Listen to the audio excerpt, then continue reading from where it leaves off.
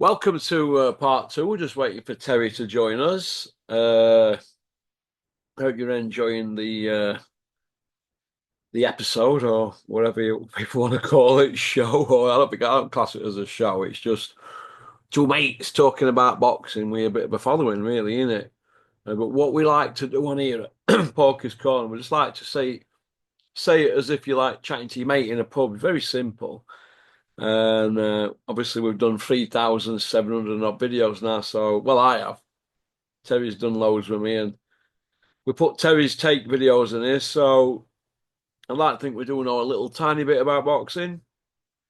Uh, Not many YouTube channels do what we do because mainly most of them got access, and I can understand that. So I'm not going to throw anybody a bone here, but I can understand why people don't want to ask certain questions to these people. But what they don't understand, these people with access, is they're ruining the sport by not asking the proper questions because we're letting drug cheats slip and slide into the sport and do what they want and other issues that there is around the sport that and I always like to think that I've done my best.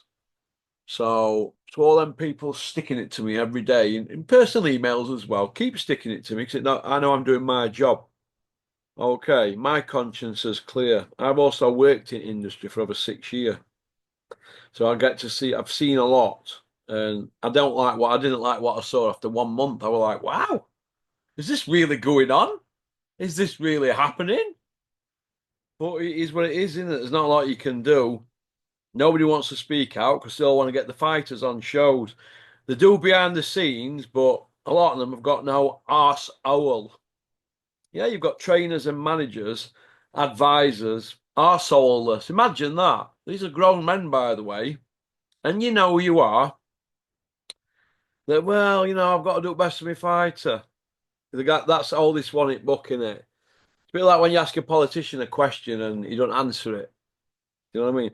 But this is what I think people should do when they see Roberto Smith at shows, the head honcho at the border control. Ask him what his mark out of 10 is for his 18 year at the helm of the ship. That's what I do when I see him. He always gives me like some funny like look and tries to make a joke out of it. And you see me laughing, yo, Roberto. Eh? So, and these referees, they always have a bit of a laugh and joke with me because they know that I'm pretty serious about my boxing. And why not? When kids are getting punched in the head and not paid on time, it's no good. Big shout out to Curtis Woodhouse. Give me an email, Kurt, and I'll give me a new number. You lost your number. I think I've lost 3 phones this year. So it is what it is. Terry should be here in a minute. Uh, Dillian White, we covered Dillian White, didn't we? He's got to fight somebody soon, hasn't he? He's got to fight somebody soon. But we're going to see, aren't we? We're going to see what happens. Uh, Somebody's asked me a question here. Porky, what about Bricktop with Dazone? Does it mean Eddie Hills is getting his nose pushed out? Eddie Hills! Hills! You've got to say it with a bit of vigor. So, here we go. Here's Terry. Women loving men want to be him. Is that who's that? Mike Tyson and who else? Holyfield. Is Yeah, that a young Holyfield? yeah. Is that I'm really clearly how? not an old one. Yeah, I am Mike. Looks different there, doesn't he? Julian always used to get me going on about Holyfield, right? And who's that? Who's the other guy? Who always used to go on about Sanchez, some smaller guy. Salvador Sanchez. Salvador Sanchez and the Holyfield Dwight Cowie fight. Now I watched them the other night. They could fight in pocket, them couldn't they? Like Pernell Whitaker. We don't have any of that inside fighting now, do we? Oh, no, we don't. But no one really knows how to teach it.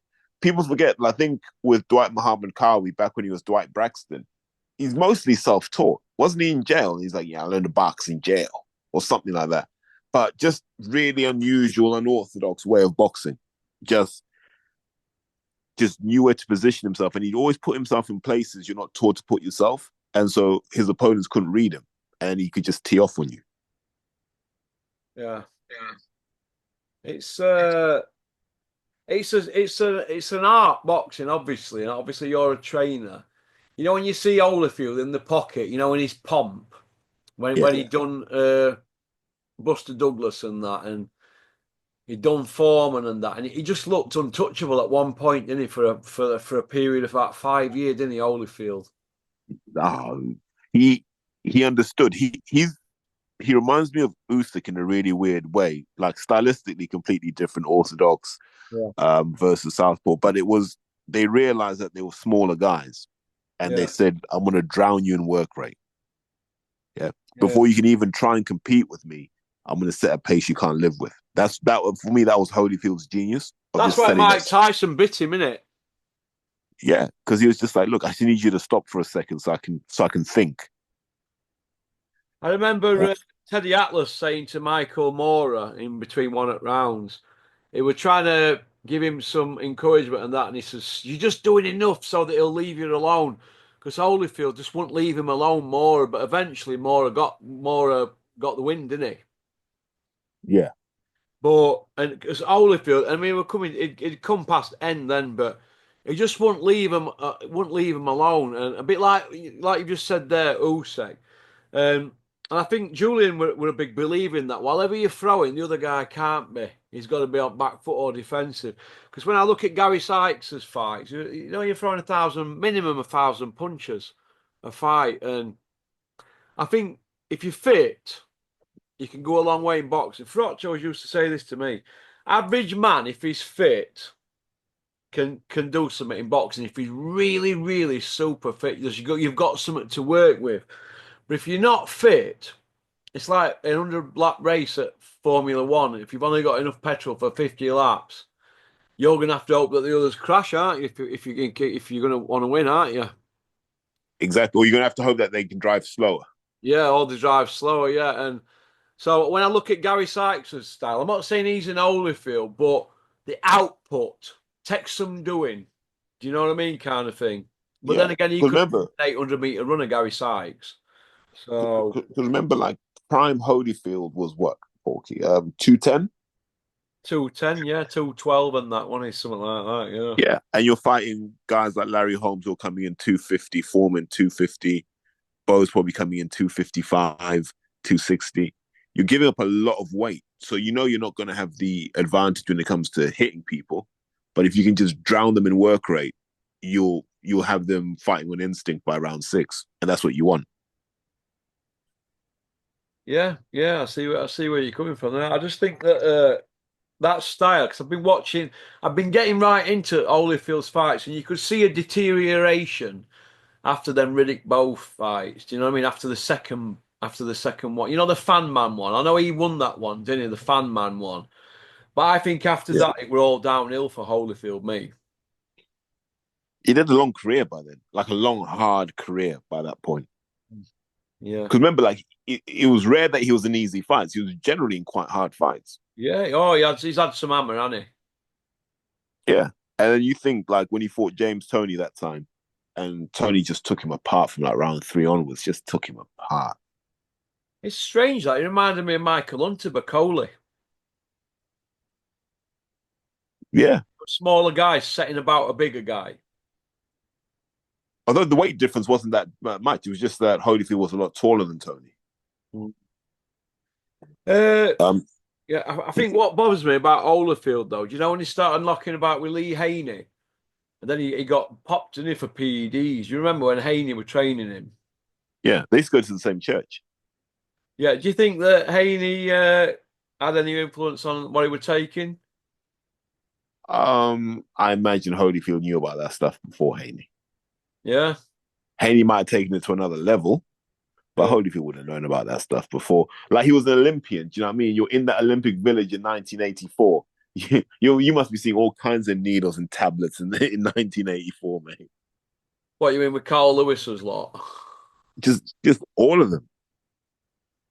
Yeah, yeah. Well, Carl Lewis won 4 gold medals, didn't he? That Olympics. That was the, but that was one where he failed all the tests, and so they were like, "Look, he's our golden boy. He has to compete." Yeah. Yeah. But they don't talk about that. They never talk about all those Americans when they retested the stuff, all failed, and people don't talk about that. Yeah, they don't, do they? It's very interesting, that, very interesting. But Bricktop and DAZN, what do you make of it, Terry? Um, these are the games rich people play, right?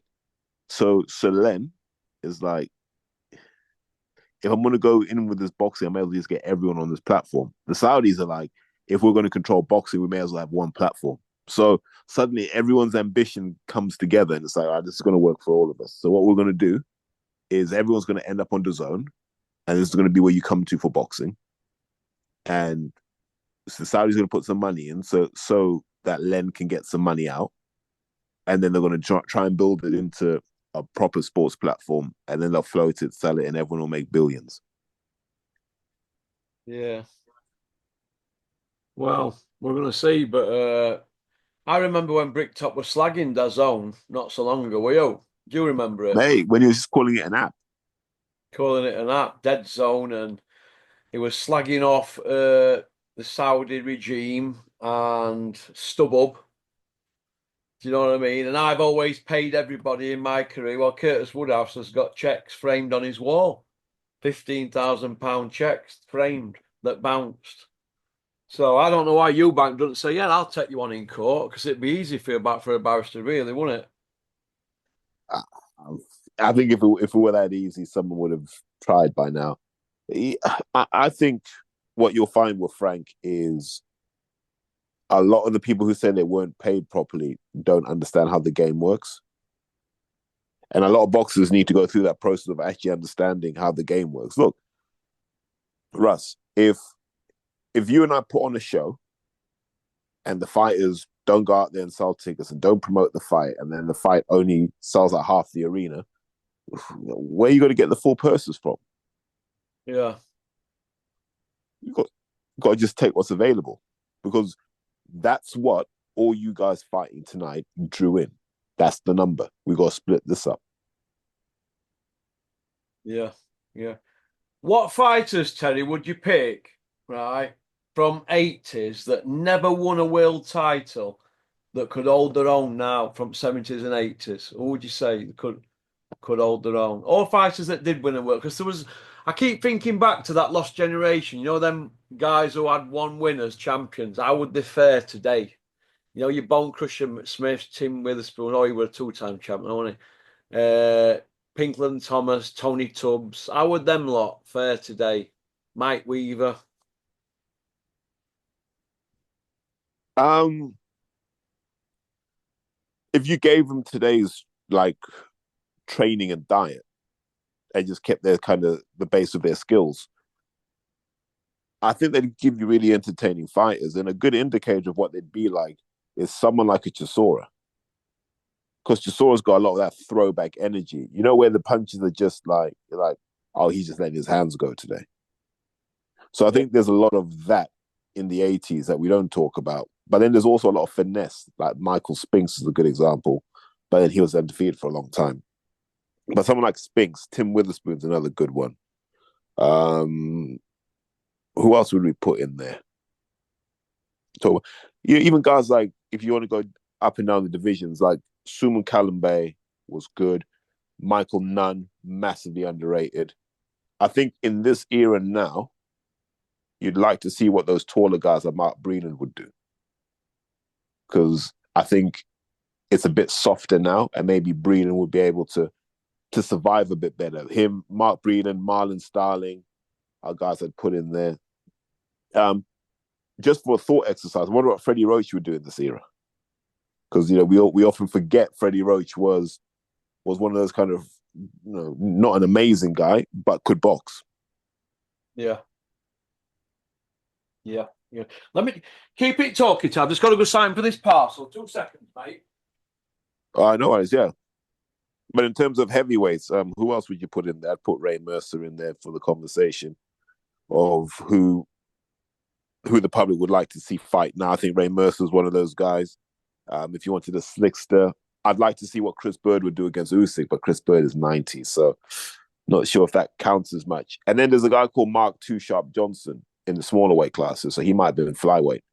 Would also be good. And then, the Black Mamba, Roger Mayweather. But I'm going to get pulled up here. Like, why are you not mentioning any white fighters? I mentioned Freddie Roach. And I'd like to see Jerry Cooney, actually. Cooney versus Tyson Fury would be a good fight. Because I think Cooney was, a legit 6'6", and could rip to the body, could rip to the head. So I think he'd be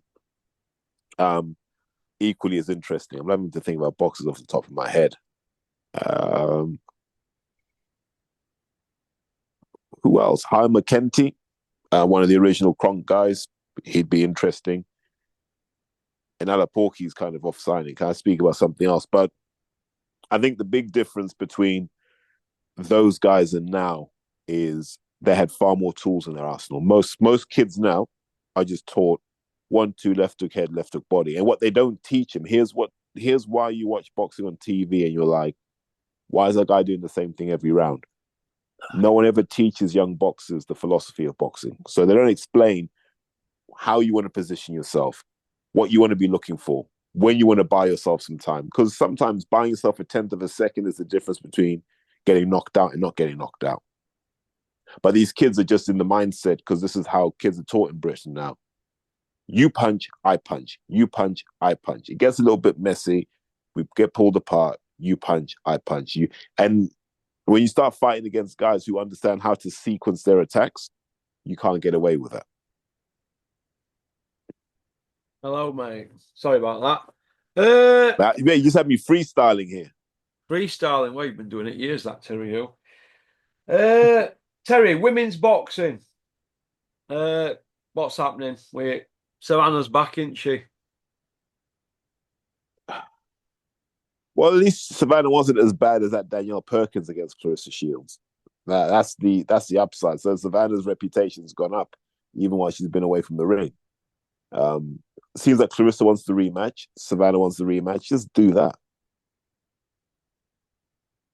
Well, we're going to see, aren't we? The problem with women's boxing is, in any weight division, the top 5 are normally quite good. And then the drop-off is insane. You can be ranked number 5 in the world with 3 wins and 6 losses in certain weight classes. Yeah. Oh, yeah, of course you can. Yeah, some of these women, like Lauren Price has only had an handful of fights. She's a world champion, isn't she? And looks like she's going to go at it with Jonas. Yeah, and that fight doesn't even make sense to me. No? Nah. Tasha's on the way out. Like, why can't she fight Katie Taylor? Why does Katie Taylor never mention Natasha Jonas's name? Yeah. Also, the Joe G's calling for drug testing for the fight to show the sport's clean, and they're all up in arms over it, aren't they? Yeah. Joe knows what I know, that there's probably more doping in women's boxing than in men's boxing. Yeah. Yeah. And with the women, because of the way it works, like, they can just disappear for 6 months. What do you call it? Base themselves in hot sauce for a bit and come out flying. Yeah. Well, so yeah, Joe's right. Keep drug testing these women. Like, start really drug testing women. Like, catch them in and out of competition. You will find that they're on some mad compounds and stuff. Oh, I was telling you, mate. There's some cheats out there in women as well that are going on at radar because they're not testing them, are they? I wish they did. It's going to be interesting to see what happens.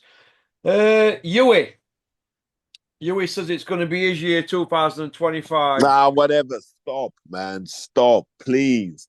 He's done. Is he? He's done. He's done. Like, he's just done. Like, 2024 was his time to shine, and you're fighting on GBM shows. What does that tell the world? It tells the world you're Nathan Gorman. Yeah. Do you know what I mean? That's it. You're Nathan Gorman. You're Michael Webster. Like, the fans don't care anymore. the Fury thing's done. Like you missed the wave. Yeah. Yeah, he missed them few years, didn't he? His peak years, didn't he? Yeah, and now the Fury thing is you're not going to get away with it now. Like what now everyone's going to set about you. Like these Furies ain't what people had them pegged out to be. So cool, go get them. I don't see it, man. Like I don't think Huey wants to box. I've thought this for years. I don't think he wants to box. Feels like he's making his old man happy, which is fine. But mate, if it's not in your heart, you're gonna get found out. Yeah. David Benavidez. He had a good fight at weekend. He got Oh, great last fight, knockdown in it late on in the fight, championship rounds. He mate. came Great back. fight. What do you think to him? Great fight. That's what we want to see. That's for me, Russ. That's American boxing being back. Mm. Like you talk about February 22nd. I think that card is the equal of it. But I'm only saying that now on the other side, having seen it. Because the shame is that one of those guys had to lose. Like I think David Morrell's class. I think if he dropped down to 168, he'd have a lot of fun down there. I think Benavidez is class as well. I just think that was a good card, mate. That was just a really, really good card. I'm happy for Americans to actually get some good Las Vegas boxing because we keep talking Saudi Arabia up, but really the home of boxing is Las Vegas. That's the one you'd save money for to go over there. Yeah, you would, wouldn't you? Yeah. Well, I rate him, and Gary from Welcome Estates is a massive David Benavidez. I mean, 30 wins, 24 banged out. Let's hope it's not an omen because Bute were that one before he ran into Cobra. Well, Well, 10 yeah. defenses, Bute at the time, 6 champions beat more than Benavidez. So is Benavidez the new Bute? No, I think he's a bit better, isn't he? And also, like, he remember, like, he's come up in boxing. Like, he was there as a youngster when his brother was sparring Pacquiao. He was jumping in, man. Like, he's what I'd call seasoned. Like, he's not gonna cut corners. He's not gonna slack. Um, and if he has to fight a Bivol or Beterbiev, I think he's ready. Yeah. Yeah, but like I said, mate, just I love I love American cards, Porky, and the reason I love them is you get depth. So we had Fulton versus Figueroa, which I thought was a good fight. I thought Figueroa would throw more punches because at 122 he was a punching machine. So something's clearly changed in his game, which allowed Fulton to get a lot more shots off than I thought he would. And credit to him for fighting in denim shorts and Timberlands. I like that. That's old school. Pitbull Cruz did his thing. Who else was on there? Benavidez' brother was on there, wasn't he? Yeah. Who's fighting up in middleweight now. So let's see what he does. Because remember when he fought Crawford, he had the bad knee. So let's see if he's all healed up and if there's anything left in him because he wasn't a bad fighter himself. And then you had the young kid, one they call him the new Mayweather, the Kamel Moten kid. So he looked decent as well. And this is what I mean about American cards. You get that kind of depth where they give you the top of the table guys, they give you the guys coming through, they give you the young prospects, and then they give you some kind of nostalgia names as well. And I like how they put that card together. Yeah, it's nice to see Yanks having a go because they've not really been doing much, and Wilder's finished now, isn't it? What's happening with Javonte Davis? And we keep saying he's pound for pound, but we want to see him we're an elite now, don't we? Yeah, the guy I'm going to give credit to is Ryan Garcia because he's offered himself up to everybody. I'll fight anyone, and I'm like, that's what we want to see more of in boxing. Yeah, Yeah, just anyone can get it. yeah, yeah. I see where you're coming from with mate. I see where you're coming from with that, mate. It's you think Lomachenko's finished now? If he's not, he's close. A couple of fights away. I think they're keeping him warm for like a Shakur Stevenson or maybe Tank. So if Tank gets past this fight, maybe he has a summer fight with Loma, and then Loma says, "That's me done." That'd be another big fight for America. But the boxing fans will complain. That's he fought him when he was old. What about Usyk? Is he going to fight again? Because I'm hearing all sorts online. You don't know what to believe, do you? If it looks like he's had enough, or you think they'll wheel him out again? I think he'll fight once more. Do you? He's Yeah, 39 now, isn't he? yeah, he'll fight once more. They'll find someone for him. It might be Bacoli. Piccoli, yeah. Yeah, He's because saying he dropped him, that's didn't he? the only name. Hmm? Saying he dropped him in sparring a couple of times. Yeah, and I think that kind of disrespect is what kind of motivates Usyk. I think Usyk would be like, I'll punish him for saying that. Yeah, Usyk's got that steely like resolve in him, but he doesn't shout his gob off. But you can see his mind ticking over when he's staring him out. I mean, when he put it on Fury when they first met at that ring apron, he was straight on that. He never budged, did he? With eye confrontation. Yeah, he's the guy that's just ready. Like, just ready. And I think that's a cultural thing in Eastern Europe, isn't it? That once you know you got to do something, there's no point in faffing around, mate. Get it done. Yeah, yeah. I see where you're coming from. I hope it ain't the end of Usyk, but I don't want him to go on and kind of like do his own head in. Do you know what I mean? Yeah, he's just got to. He's got nothing left to prove. I know. Like, listen, mate, you got nothing left to prove. You're literally just fighting for money now at this point. Yeah, yeah. I agree with you, mate. I agree with you. It's. Have you heard Maybe of? fight Mayweather. Go on, mate. Maybe you could fight Mayweather. Oh God. Have you heard out from Martin and Andy? Nah, that's the point. I need to message them. I'll message them this week, see how they are. It was nice to hear you chaps all back together, the old gang.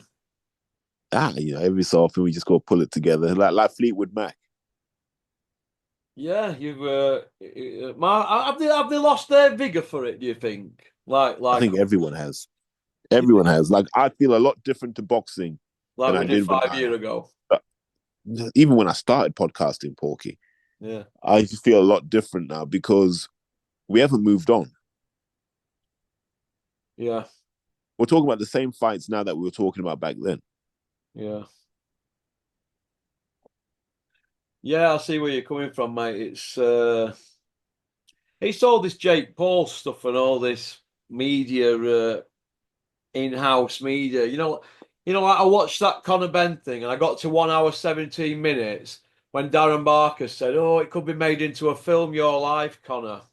And you saw that text that screenshot I sent you, what somebody sent you, didn't they? Yeah. Read that out, Terry. Wait. Where am I going to find it, man? I'm here I'll just read. Do you want focused me on the to read screen. it? Right. Uh, It's from Dean 7652 and it says, a film of what? It would be a bit boring. Private education, starts boxing, life and death with a Frenchman, buying a car with heated seats, caught doping, and then the fight with Junior. The end. Darren Barker's there waxing lyrical like it's the Muhammad Ali biopic. it's a real shame, man, because Connor was a nice kid. Like, if he hadn't failed that drugs test, I'd have kind of stuck up for him. But once you fail for clomiphene, for me, Twice. that's a real issue. Yeah, twice. It's a wrap at that point. That you let me know you're like everybody else, and I'm like, whatever. That's another thing that kills people's love for boxing is the realization that these aren't supermen. Yeah. I mean, they're mortals. They're mortals who take stuff that you could also take. Yeah. Yeah, I see. Well, I'm not bothered about taking out with my stomach and that, but I think hard work and a good diet if you want to look half all right. But they're training to punch people in the head and tech punches, aren't they? But also like just what they have to put their bodies through, man. Yeah, Like you can't do it. yeah, You can't. Like I messaged someone earlier and I was trying to talk about the Tour de France. I said, imagine the Tour de France. And I don't know how many miles they ride every day. Let's just say it's 100 miles they ride every day. yeah, If we rode 100 miles, Russ, that's us done for a week. yeah. Oh, yeah, yeah, easily. It's They the got to get up the recovery, next isn't day. it? The recovery. Yeah. They get up the next day, they go again. And then the next day, then the next day, and then the next day they got to go up the mountain. Right? It's Hills, isn't it? It's Hills. Hills. Eddie Hills, Hills. Let's run for the hills. Cougs. Coogan's quiet lately. He don't seem to get any big interviews, does he? Well, this Ring magazine takeover has kind of ended all of that, right? Yeah. Because everyone's going to want to talk to the Ring first, or the Ring are going to have access first. And that means Coogan's kind of there feeding off scraps now when he didn't used to. He used to get he was like the lion that got to eat first. Now he's just eating the entrails, like the intestines and stuff. Yeah. And Terry. That's cruel, that Terry. But it's true though. He's now the guy that has to eat the intestines when you know what I mean? Because in lions, right? Like the young lions would just say to the old lion, yo, you can still chill here, but you're not the top guy anymore. So you're just gonna get like the tail and the little entrails. Do you know what I mean? That's all you're getting. You might get to eat the eyeballs and stuff. That's it. Like we're gonna eat this meaty bit over here. That's where it's at now. Mm. It's become an afterthought, hasn't it? He must be fuming that the Ring magazine didn't just buy IFL. He must be fuming. I know that's what I was thinking because they were wanting it, weren't they? They were all saying what their channels were worth and all that, and it didn't happen, did it? Yeah, so now he's still got to just travel every day, eking out a living, and that it's not as lucrative as people think it is. No, And then you got your favorite mate, the Boxing copper. King Media doing his thing. But he's making good content though, Russ. You can't Yeah, he knock him. is. He's asking good questions, although it's a bit boring now. Him and Flex and Johnny Horsecock, isn't it? I enjoy those. I enjoy those. Like they just good, like a nice, sensible, balanced conversation on boxing. I'm all right Johnny's with a bit those. more honest in his views than he used to be when he were riding high with Super Bean, isn't he? He's a bit more tells it straight now, doesn't he, Johnny? Yeah, he's allowed to now. No, you never thought he could then back then, did we? Now I always knew he could because I'd spent time with Johnny. I know what Johnny thinks about boxing, and Johnny is the most demanding. Like to impress Johnny Nelson as a boxer, like in real life, not on Sky, you've got to be really, really good. That's why he said what he said about Usyk, where he's like, I'm not sure about this Usyk guy because like the bar's high. Yeah. Well, we were sure about him, but he was saying Bellew was technically better than Usyk. What were all that about? I thought he'd lost his mind when he started coming out with that. I mean, Tony Bellew's not bad, is he? But we all know what was going to happen in that fight, didn't we? Yeah, it's going to be a one-sided mauling. Morley, but he just had a look at him for 3 rounds and then just went through gears, didn't he? Really? Yeah, I just said, nah, you're not on my level. There you go. Go and have a little sleep. Wait, listen, I'm gonna have to go because I've got something on. But listen, Terry, it's been a pleasure Yeah, mate. for coming Appreciate on. that. I hope you're well, and you better go You spend your too, 100 pal. quid now on a takeaway. Mate, well, where London's going, mate, on a starter. It might just be with what they're charging down there. I've heard it's dear, Yeah. isn't it? Ah, it's horrible, mate. No, all right then, mate. You take care. All right, take care, pal. Speak to you soon. Bye. All right. Bye. Well, that was Terry Chappendama, the banker. Nice to have him on. I hope you enjoyed the episode today. Right, I'm off to sort my car out now. It's failed. Emissions, old tyres, the lot. Pop, pop, bang on that one, Porky. Get your wallet out. Go on, peace out.